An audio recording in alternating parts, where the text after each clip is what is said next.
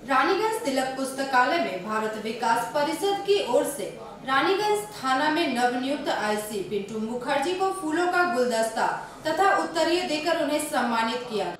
रानीगंज तिलक पुस्तकालय में भारत विकास परिषद की ओर से रानीगंज थाना में नवनियुक्त आईसी पिंटू मुखर्जी को फूलों का गुलदस्ता एवं उत्तरीय पहनाकर सम्मानित किया गया। साथ ही इस मौके पर रानीगंज के अन्य संस्थाओं के सदस्य भी मुख्य रूप से उपस्थित रहकर आईसी के प्रति सम्मान व्यक्त करते हुए उन्हें सम्मानित किए।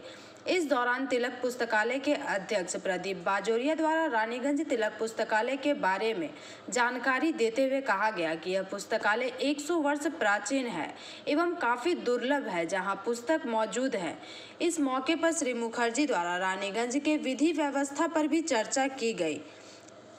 इस कार्यक्रम के दौरान आरपी खैतान, विजय खैतान, कन्हैया सिंह, प्रदीप बाजोरिया, संजय बाजोरिया, अरुण भारतीय सहित अन्य सदस्यगण उपस्थित रहे। वहीं दूसरी ओर पश्चिम बंग प्रादेशिक मारवाड़ी सम्मेलन रानीगंज शाखा की ओर से संस्था के पदाधिकारी रानीगंज थाना पहुंचकर थाना प्रभारी पिंटू मुखर्जी को सम्मानित किया। इस अवसर पर संस्था के अध्यक्ष अनूप सराफ, सचिव संजय बाजोरिया, अनिल लुहारूवाला, राजेश गनेरीवाला प्रमुख रूप से मौजूद रहे। 100 वर्ष बाद भारत क्या चल रहा है, उनका एक ही मोटो था कि हमारे देश में इतनी गरीबी है, इतने दलित हैं, इतने पिछड़े हैं, अगर उनको हम गले नहीं लगाते हैं तो हमसे अलग हो जाएंगे। उनको जैसे भी हो तन मन धन से उनका स्वागत करना है, उनको सहयोग देना है, उनको अपने पैरों पर खड़ा करना है।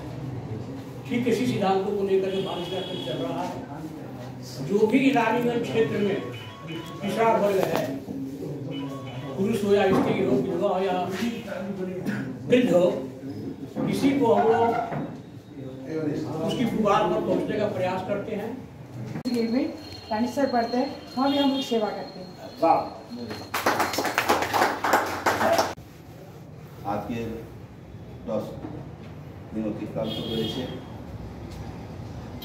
এর আগেও একটি সংস্থায় আমি দুদিন আগে গিয়েছিলাম। আজকেও আমাকে এখানে ডেকে আপনারা যে আমাকে সম্বর্ধিত করলেন তার জন্য আমি অন্তরের মণিকোঠা থেকে আপনাদেরকে আন্তরিকভাবে প্রণাম জানাচ্ছি। আমার কর্মচারীকে আপনারা ডেকে এনে যে সম্বর্ধনা দিলেন, এটা আমার সাথে সাথে আমাদের রানীগঞ্জ থানার সাথে সাথে পশ্চিমবঙ্গ পুলিশের মান অনেকটা বড় হয়েছে।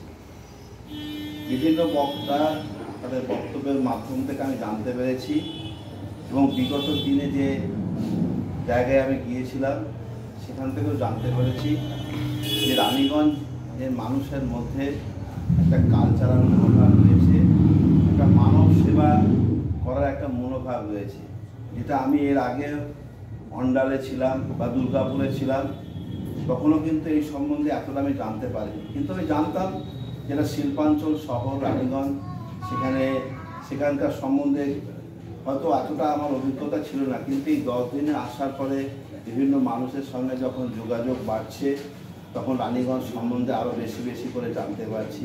এবং সবথেকে বড় কথা, যে ধরনের মানুষরা বিভিন্ন ব্যবসার সঙ্গে জড়িত থেকে তারা যে বিভিন্ন মানব সেবার সঙ্গে যুক্ত রয়েছে, ওনারা যেটা বললেন বিধবা থেকে শুরু করে তারপরে ছাত্রদের থেকে শুরু করে বিভিন্ন ধরনের যে সেবামূলক কাজে তারা এই তাদের নিজস্ব কাজ ছেড়েও যে তাদেরকে এই কাজে মনোনিবেশ করেছে, এটা কিন্তু প্রণামযোগ্য।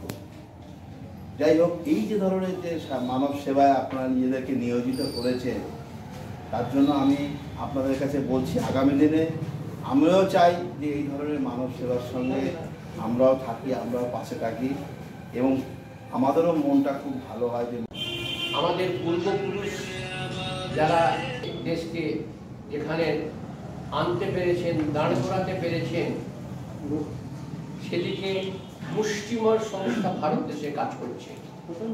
বাকি বিভেদকারী সৃষ্টিরা বহুত বেশি মাথা চাড়া দিয়েছে। তাতে এই এনজিও ভূমিকা প্রশংসনীয় এবং প্রয়োজ্য।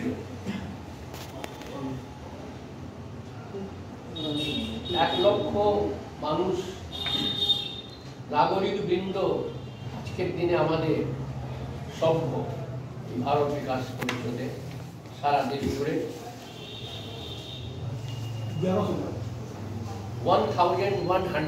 1100 খানা শাখা 59 ঠিক আছে আমি ভুল বলেছি। ভারতের জাস্টিস, সুপ্রিম কোর্টে জাস্টিস, হাইকোর্টে জাস্টিস,